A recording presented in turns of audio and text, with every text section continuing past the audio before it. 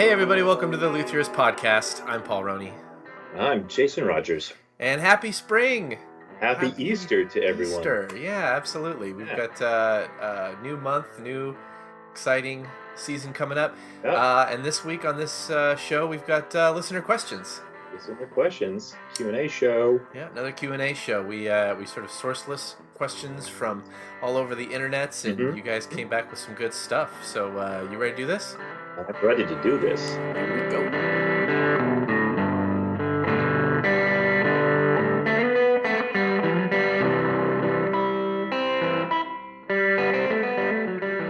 Okay, first question from email. Can't See Nadia asks, I play in dark clubs a lot. Besides glow-in-the-dark markers, what are some non-traditional fret markers that can help me find my place? Ooh, good question. Yeah. So, I was thinking about this just the other day, and how a really worn-in neck has that. It's kind of like this. Your thumb has worn this dip right into the back at the position. Like the paint's gone, it's kind of dirty. Yeah. I think even Van Halen might have modded some of his guitars with something like this. Wormuth might even offered this as an option at one time. But it's basically this little dip, this little notch, and you come down to the tabloid chord area and you're just like, Dook, I know exactly where I am. Yeah, I was thinking, what if you took this, very tactile kind of thing, is just sort of naturally worn in, but if you modified a neck by putting one of those little dips at every fret marker, and then as you move your hand around, just like boop boop boop boop, you know exactly. Yeah, because your hand would kind of fall into the sort of the crevice of, or my my little thumbnail inlays that I was kind of doing like on the little synchronous stuff. It's kind of like a half circle thing, and you can see it from the front and the side. What if instead of inlaying that, what if I just made that negative space? You know what I mean? So it's just half circle cutouts. Right. On you the could do that edge. With you could do that with a jig with like a router, just a 3/4 inch router bit. It'd be perfect size. Yeah, just your maybe on your template or on your CNC oscillating spindle sander or something like that. So it's instead of scalloping, for the usual Ingwe scalloping, but it's scalloping the side. Where the side dots. There you go. There you go. I think so. You definitely get a nice little grab there and give yourself a nice little pivot. I was here's another idea. This would going off of that kind of sort of positive feedback from the position markers. Now this might take a little bit of work. You might have to have some maybe some clever app programmers help you out with this. But what if you instead of some people have LED fret markers on the side. What if you had a motion sensor, and then you have to do some programming and stuff. But what if it was hooked up through Bluetooth through your phone, or like a ribbon strip? Those old synthesizers that have the ribbon, it senses where your finger is. But you just had one of those inlaid in there, and then it goes to Bluetooth, and so you can have an earbud in, and Siri can tell you where you are. 5. Yeah, there you go. 7. What Smoke on the Road would be 3, 5, 7. 3, 5. There you go. 7, 3. Yeah, just 5, put it in your monitors. 5, 7. Right. Yeah. And there you go. This is maybe, I don't know if I should be saying this. Patent pending. Yeah, let's not. Yeah, there you go. Call dibs on it before anybody else beats you to it. All right. Again, this next question comes to us via email. Let's see. Paul R. Smith says, "Hey, Paul and Jason, love the show, especially the recent interview with Frank Falbo and the multi-scale DIY FYI. I learned a lot, but one thing you forgot to discuss is how to actually cut them slanty frets." And he's totally right. We kind of did completely our bad. Whoops, we kind of covered a lot of ground, but didn't. Ooh, okay. It goes on. So what are some jigs and techniques you guys have come across for doing this job?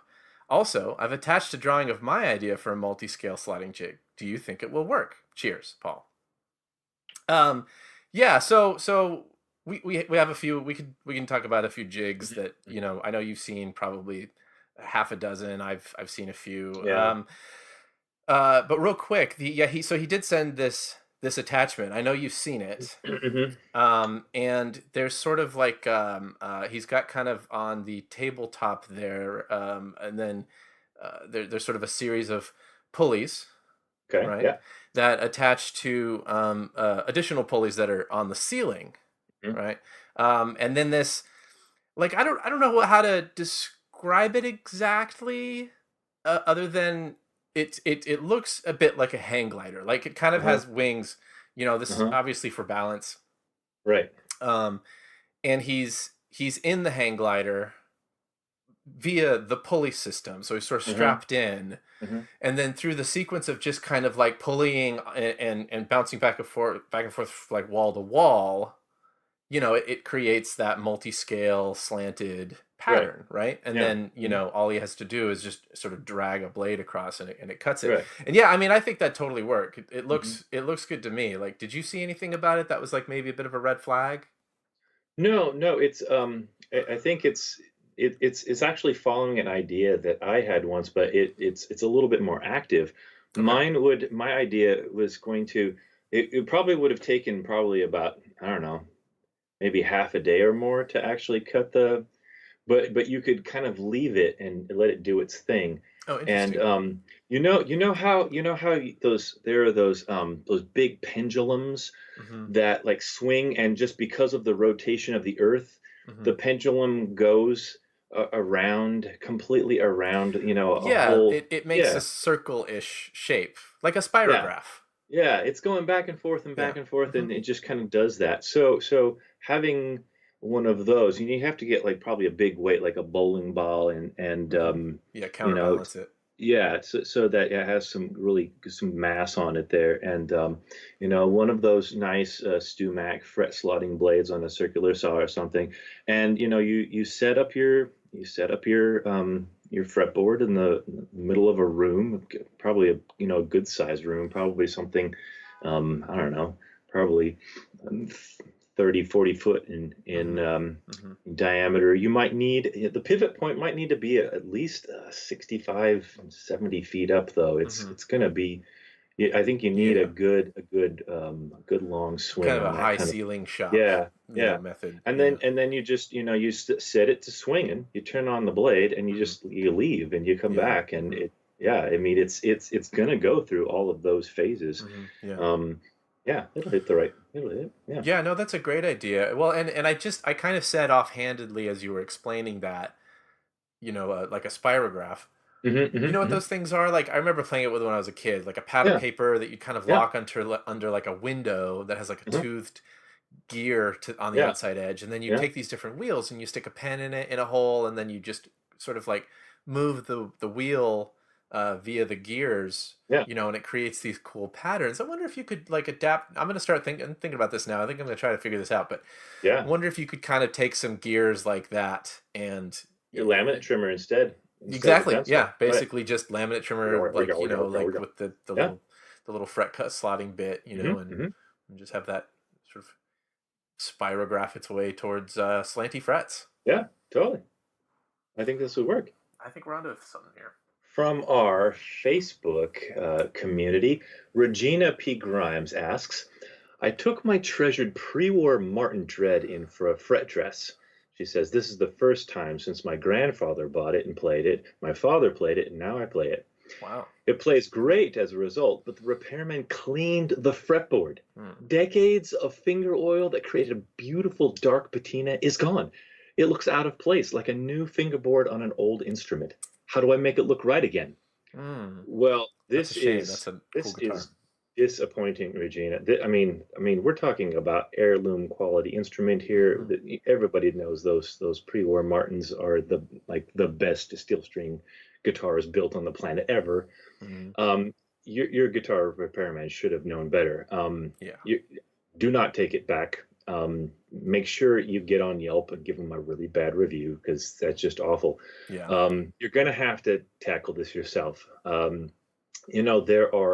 There are so many. There are all sorts of specially formulated fingerboard oils on the market. I really don't think they're going to help you. You're not going to get the same look as, finger oil, dirt, and time. Really, I mean, it's just you're going to have to take those elements and just kind of speed it up. It's going to take a little while, but my suggestion is that every time you play, you're already adding back that oil and that patina, but add a little bit more. Just wipe your fingers across your forehead and run them up and down the fretboard, and just kind of add to it. You might even enlist the help of your family. Have them do the same. Like maybe keep the guitar on a stand in the living room, and just tell people, like, every time you walk by, just little rub beside the nose, kind of dig into the oily T-zone or in the temple there, and just apply some real body oil every time they walk by it. I think you're probably going to see that beautiful dark color come back in no time. Yeah, I mean, I think that if you've got like a grimy little brother, that you can call upon and just say, hey, go outside and play, and then come back in and touch the guitar. Really just get him to rub his, don't wash your hands when you go to the bathroom. Obviously. I think if you have a motorcycle you can work on, make sure you don't wear gloves and you do that, and then and then touch your guitar a lot. Yeah. I think this is, when it comes to the the ethics of guitar repair and maintenance and stuff like that, you'd think that people would have figured this out by now. So that's just really too bad. Yeah, I hope they didn't also polish the frets. That would really suck. Oh man. Yeah, I hope not. Yeah. I mean, and if that is the case, the maybe some muriatic acid. Suspend the guitar over a bucket of muriatic acid, let the fumes kind of come up, and that should bring some of that tarnish back to your frets. Yeah. Good ideas. Yeah. Yeah. All right, this next email, I think they must have sent this in via like the PM function or something. I can't remember. Pretty sure, because I don't think this was in the email. But anyway. All right, here we go. This says, hey, Paul and Jason, listening to your podcast a few weeks ago about multi-scale guitar building and the mathematical proportions and scale used to calculate an instrument to a 12-octave scale made me want to ask one question. Have you ever considered the implications of the Catholic Church's insistence on 12 as the, quote, magic number as it pertains to numerous references in the Bible, tribes of Israel, Jesus' disciples, and the influence this has had on our modern numbering system? One can cite this as the main reason we use a 12-month calendar as opposed to the more evenly proportioned 13-month cycle that maps the precession of the moon. And I think he's right about that. Yeah. It's weird, but have you ever considered crafting a guitar that corresponds to 12-tone chromatic scale? Oh, excuse me. I'm sorry. Let me start that again. Have you ever considered crafting a guitar that corresponds to 13-tone chromatic scale that would be more in tune with the universe and potentially more harmonically relative to the feminine energy? This seems like a logical step in eliminating the 1,000 years of patriarchy in music and creating more gender equality in the construction of our instruments. Namaste, Taylor Solarfly, Eugene, Oregon. Yeah, fascinating. This is getting right down to it, and this is definitely touching on some Illuminati references here, and I mean, he doesn't come right out and say it, but we can do it on the show here. It's we might need to be careful with this, perhaps. It's a bit of a delicate one. I mean, obviously the Enlightenment and the Renaissance did not completely reverse or release that grip that the church had on musical development, and we're still, one might even say that we're just kind of in this this never-ending path set forth for us by our forefathers. So it's definitely something to consider. The cool thing is that in talking about the multi-scale DIY FYI, talking about that fret fine 2D, you can totally set 13 as the division of the scale. Mm-hmm. I think that's something that that more people should experiment with. It's going to take a little bit more than a few folks trying it out. Of course, I think probably 20 years ago, people would have said the same thing about the multi-scale in the first place. Like, this isn't going to go Yeah, anywhere. right. But putting the 13 tone chromatic scale into our music, that's who knows? I mean, we know that the multi-scale has its sort of origins in witchcraft, Mm-hmm, and so obviously it's carried on and it's kind of become a little bit more socially acceptable. yeah, And yeah. the sort of like the satanic overtones and everything of that have been kind of like largely forgotten. This is Mm-hmm, such an interesting idea. I mean, the 13 tone scale, like I okay, I know a guy that's done it, mm-hmm. but for reasons that you've mentioned, it's like I don't want to say his name because he could get killed.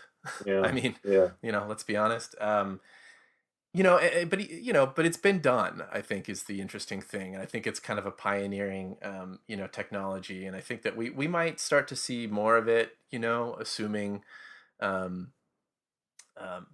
assuming the whole fake news thing. I mean, you know what I'm right. talking about. Yeah, of course. Yeah, it may for a little while. People might need to builders might need to put the fret markers in the kind of the obvious places, Mm-hmm. 3, 5, 7, 9, and 12, and et cetera, et cetera, and just maybe it won't be noticed right away. Yeah. Start to Except, gravitate them slightly yeah, a little bit, like move them slightly left or right of center. yeah, yeah, Yeah. yeah, yeah, Yeah. I think we'll probably start seeing that eventually. yeah, yeah. You heard it Fantastic. here first. You heard it Yeah. here first, There you folks. Yeah. go. Breaking news, Luthier's podcast.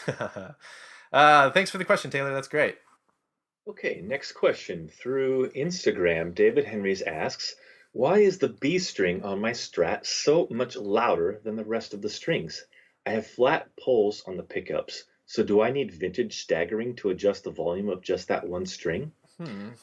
David, this is a common problem on Strats and Tellies, and it's also been the source of a lot of myth perpetuation. The staggered pole pieces.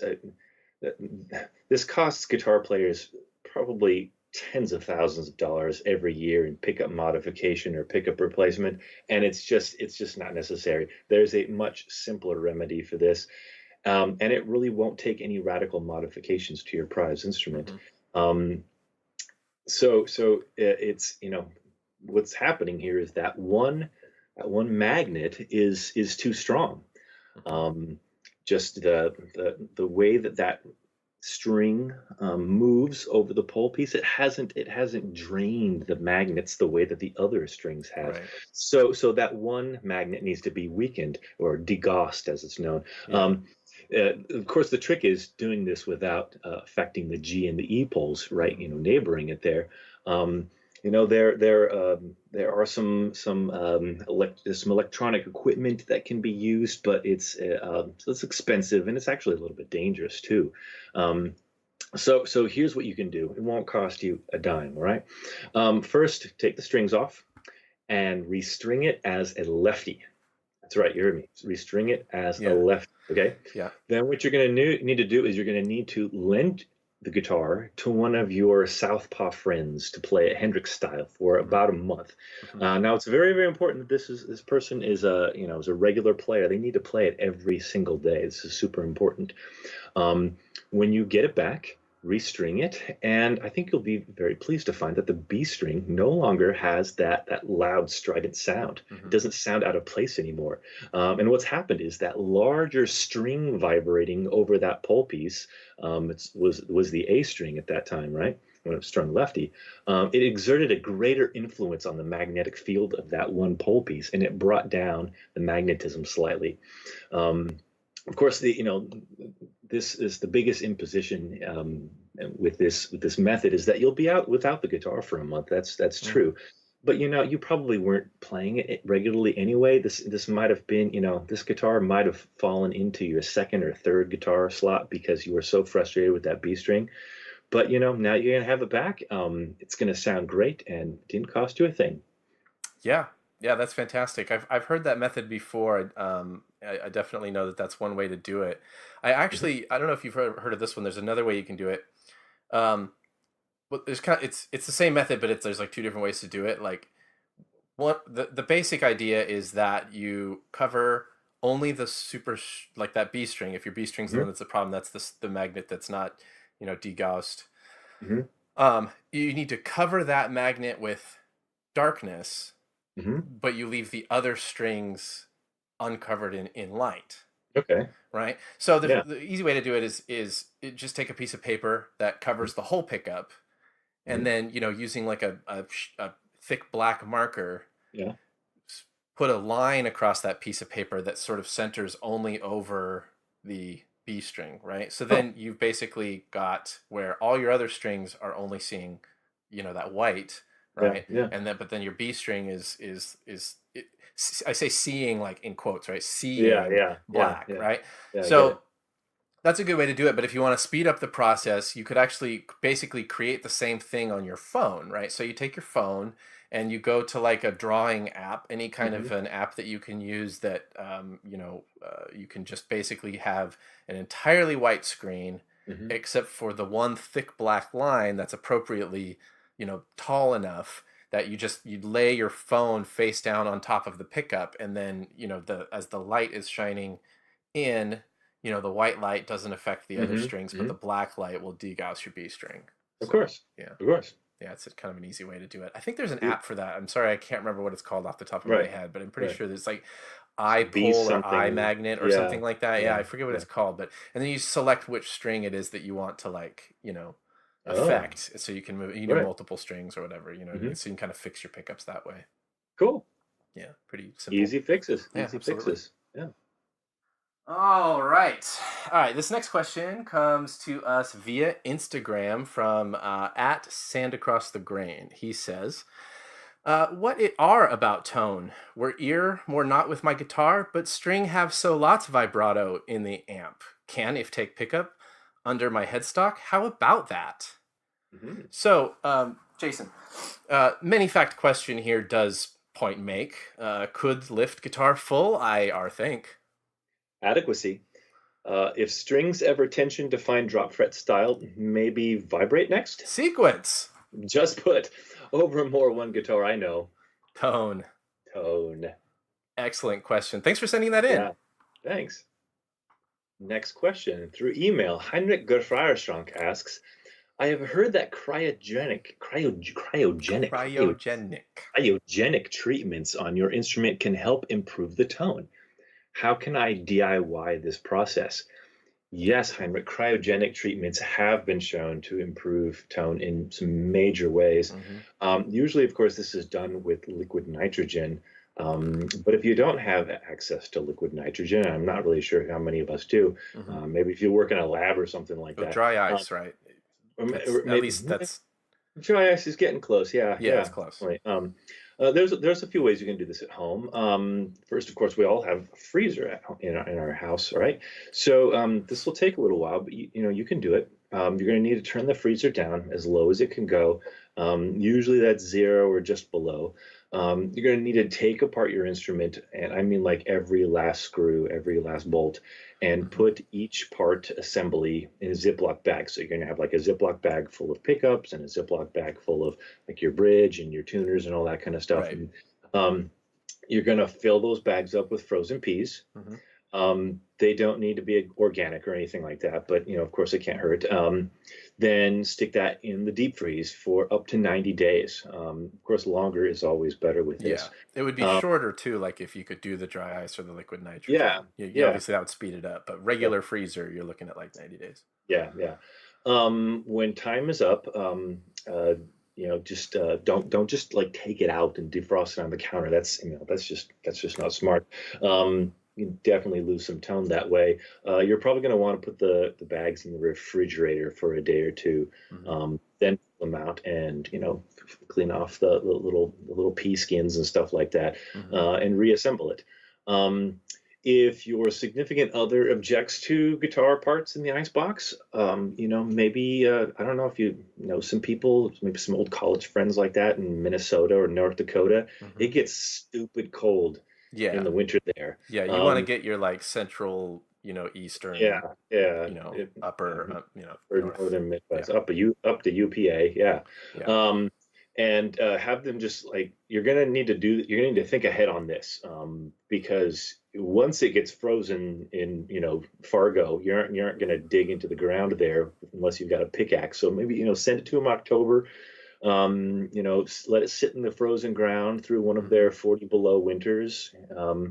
And then, of course, the springtime will do the defrosting in this Yeah, situation. to make sure that it goes slow. Yeah. Those are time consuming. We're talking about 90 days. We're talking about up to 5 months or something like that. Frickin' northern winters. You can do it. You can do it a faster way, but it's going to cost. So have you heard of those plantar footwort freezing kits? Yeah. There's yeah, they're like these little bottles, and I think there's some kind of like gas in them that squirts out, and it freezes the wart on your foot. So you're gonna go to your corner, drugstore or local pharmacy and buy everything they have on the shelf. Ask for their back stock too. Get home, line up all those little freezy applicators, and just get ready to freeze some parts. Start with the bridge, and just one per saddle. Toss one off, grab the next one. Go to your pickups, one per pole piece. And then, depending on how many you have left, start with frets. Start the first fret and and start going up, up, up. Try, if nothing happens above the 12th fret in your guitar, that's fine. Just stop at the 12th or something like that. If you manage to procure enough of these little wart freezer things, go all the way up to 21 or 24 or whatever it is. This is more expensive, but you're going to be able to play your instrument and hear the benefits of that cryogenic improved tone right away. Yeah, absolutely. And cryotherapy locations are kind of popping up all over the country right now. It's becoming kind of more of a popular thing in general. So you can head to one of those places and schedule yourself an appointment, and when they say, all right, here, go ahead and step into the hyperbaric chamber, just say, oh, no, it's not for me, it's for my guitar. And then you can put your guitar in there. Just like when you're in the hyperbaric chamber and your head is poking out the top, the headstock of your guitar has to be poking out the top too. Right. That's how they have to do that. Right. It's just laws. They can't. It would suffocate your guitar otherwise, and that's not good. And then obviously, if you are fortunate enough to live in Alaska or any of the great northern countries of the world, the Icelands and your Greenlands, and and or Antarctica. Any of these beautiful climates, you have a few additional options available there. Good. Thank you, Heinrich, for your question. Fantastic. All right. Let's see. This next question came to us via email. I really like this question, actually. This is really cool. Like, I kind of wish I was this guy right now. He says, hello, Paul and Jason. I've been a long time listener of the podcast and wanted to get your opinion on the kinds of wood best suited for builds. I know that the kind of woods involved in the building of a guitar has a huge effect on the overall tone and timbre of the instrument, and lately I've been seeing a trend in reclaimed and refurbished woods in all kinds of boutique builds. Things like barnwood, old growth snags, reclaimed countertops, etc. I can get behind that. Yeah, totally. I mean, it's like, the upcycling, as they say. Definitely, I'm on board with it for sure. He says, my question, I have access to an old butcher's block from a 100-year-old family-owned butcher on the Lower East Side of Manhattan, made from what I believe to be walnut. Would this aged timber be usable for a guitar body blank? Will the exposure to pig's blood or cow's meat have any positive effect on the tonal quality of this wood? I've heard rumors that it might improve the resonance and sustain in this kind of wood. I should also mention this was a kosher butcher. I'd be curious to know your opinion on this. Hope to hear from you soon. Bjorn Thorensen, Williamsburg, New York, New York. And I mean, obviously you can see why I wish I was this guy right now, because I would 100% make a body blank out of that butcher block. I mean, besides just it's walnut, it's 100 years old. Yeah, that's Yeah. cool. But obviously, the proteins in the blood are Mm-hmm. going to add a lot of rigidity. They're going to add a lot of resonance. Mm-hmm. They're going to add just a lot of tonal characteristics. I think anytime that you have, the opportunity to use wood, uh, that was used for in a butcher shop, uh, Mm-hmm. yeah, do that absolutely. Even or old wood plank sided war tanks, anything like Mm-hmm. that. As long Mm-hmm. as it's got killing on it somewhere. Yeah. Yeah. Yeah. And it's definitely, it's something that uh, again, like some of our other suggestions here, some things might take a little while, but I don't know if you've ever seen some of the refuse bins outside of behind a butcher shop or something like that. They're the large drums or dumpsters Uh-huh. with lots and lots of flies around them, Yeah. and those get dumped. Depending on this cycle of of you know um, how often the meat man comes around to Uh-huh. take away all the sludge. Uh-huh. You might be able to get a piece of wood thrown in there, make a deal, 6-pack or something like that with the butcher. You Yeah. might be able to put some wood in there for up to, I don't know, a month, 5 weeks or something like There you that. go. Yeah. And then you'll definitely want to stir it, get all of the good stuff floating through, Mm-hmm. and lodge your wood as deeply as possible in there, and it'll, yeah, it's gonna soak up all of that blood, all that Yeah. fat, I mean, I you think know. the thing to keep in mind is that, a piece of wood as it ages, it dries out, right? Like Hmm. there's Hmm. the sort of the cell wall, right? That Hmm. cellulose wall of the tree, of the plant. And as it ages, the voids inside of those cell walls begin to evaporate, because Yep. the moisture content leaves. It becomes drier, it becomes more stable. And you want um, to make sure that you got something good to replace it with. yeah, exactly. And I mean, something like blood is so perfect, Hmm. again, because of the extra protein, because of the all the cells and the I Hmm. mean, I'm not a blood scientist, but it's obviously got a lot of richness to it. It's the reason why. Hemoglobin is the word you're looking for. Hemoglobin, there you Yes. go. Yeah. Yeah. And that does the same thing. It has the same effect of drying out, and it actually kind of coats the inside of those cell walls, right? So again, if you're imagining that void, that cellulose void deep within the wood, now imagine it coated with blood. Yeah. It's going to be hardier. Hmm. Uh, that was a pun there. Did you catch that? Heart here, get it? And yeah, it's just overall going to be a little bit more substantial, and I think tonal qualities. I mean, we don't even need to get into it. It's going to be Yeah. awesome. Yeah. So Yeah. Yeah. yeah, absolutely. Build that guitar, Bjorn, and send us a photo of it. Indeed. Right. Absolutely. What do you think he's going to use for the finish on that? I don't know. I don't know. Maybe some boiled fat. Boiled fat. I was thinking, yeah, maybe like boiled fat with red wine. Uh-huh. Ooh, Yeah, that's a good yeah, idea. Ooh, dude. yeah. Just yeah, there we Okay. Thanks for sticking with us here. go. Our Yeah. last question comes from Instagram. Ricky from San Francisco says, "Hi guys, love the show. I have a guitar adornment question. I'm in a new band, a strip club house band called Pink Torpedo, and we have decided that our trademark shall be covering our instruments with as many dildos as possible. Nice. For example, our singer's mic stand is threaded with several foot-long double dongs. Our drummer has dicks on his sticks, and our keyboardist has bordered the edges of his keyboard with what I can only describe as a Lincoln Log cabin of schlongs. Lincoln I'm under Schlongs. Lincoln Schlongs, yeah. I'm under a little pressure to decorate my guitar in time for our show this weekend, and I want maximum visual effect with as little negative impact to tone as possible.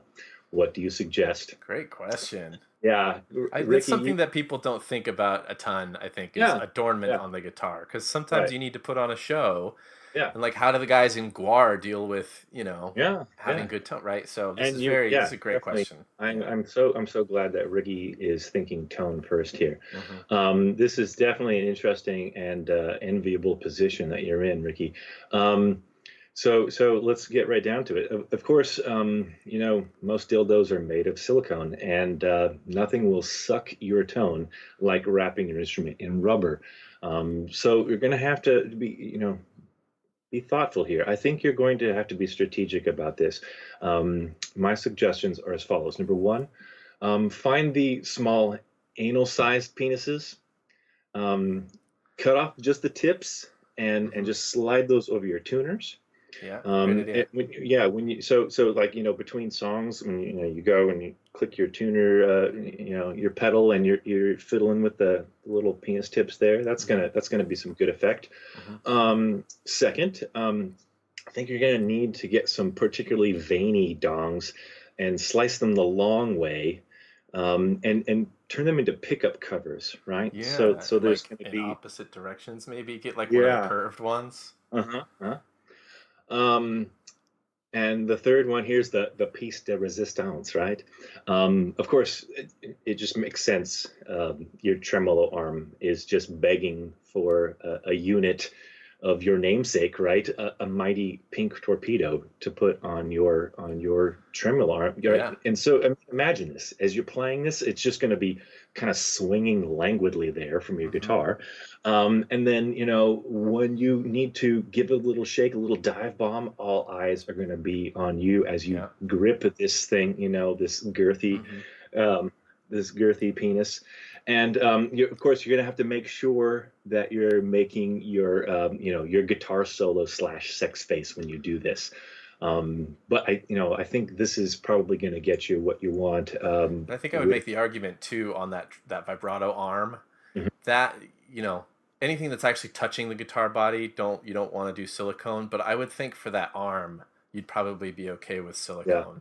You know what I totally. mean? So if you have to get the silicone dildo, just get the pink torpedo, get a large floppy one. You know what I Yeah. mean? Like real, if it, and you bore out the center to put Uh-huh. your vibrato arm in there. Make sure that you insert that vibrato arm, once, pull it out, put it back in again, pull it out, Hmm. put it back in again. Make sure you do Hmm. that a couple times. Really repeat that process, Hmm. and that'll help make sure that your pink torpedo is really on your arm there.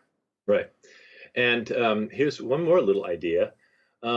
So I don't know Paul, I don't know how much you listened to Van Halen, but A bunch when I was a kid.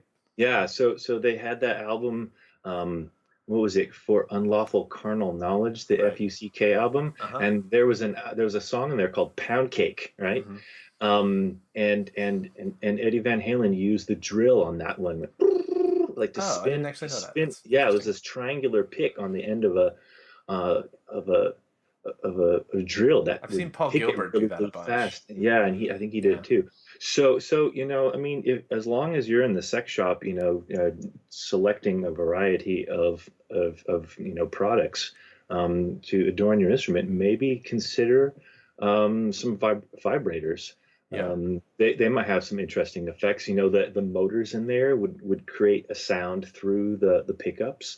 Um, also, just anything that will go on the strings as well. You might get this kind of nice sort of vibrato tremolo effect. Hmm. It's this big thing that you could just hold, or even just Yeah. like one of those little egg ones. Hmm. That's Yeah.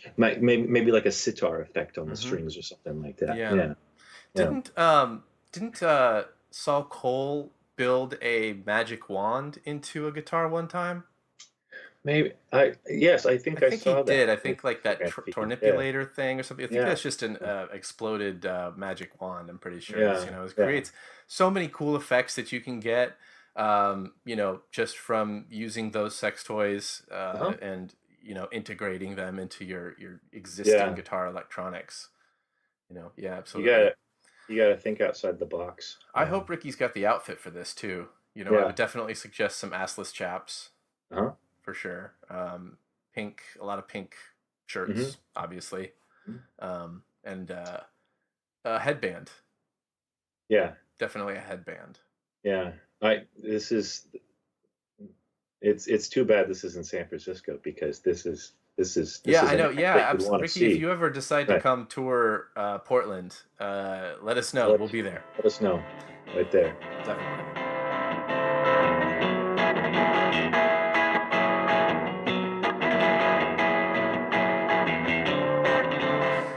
April Fools! April Fools! All right, if you've listened to this show long enough, you are this episode, who theorist follower. Yeah, if you've listened this far, you probably know that none of that was real. It was all made up. April Fools. This is our April Fools gag. Hope you guys liked it. We sure had fun recording it. Shout out to my buddy Chad for helping out with a few of those questions. And I hope there's like a little bit of inspiration from this for some people, and maybe some of these ideas happen. Send pictures. Yeah, that'd be amazing. All right, that's it. That was fun. We had fun. I hope you guys liked it. Thanks for listening to the Luthiers podcast. Okay, bye.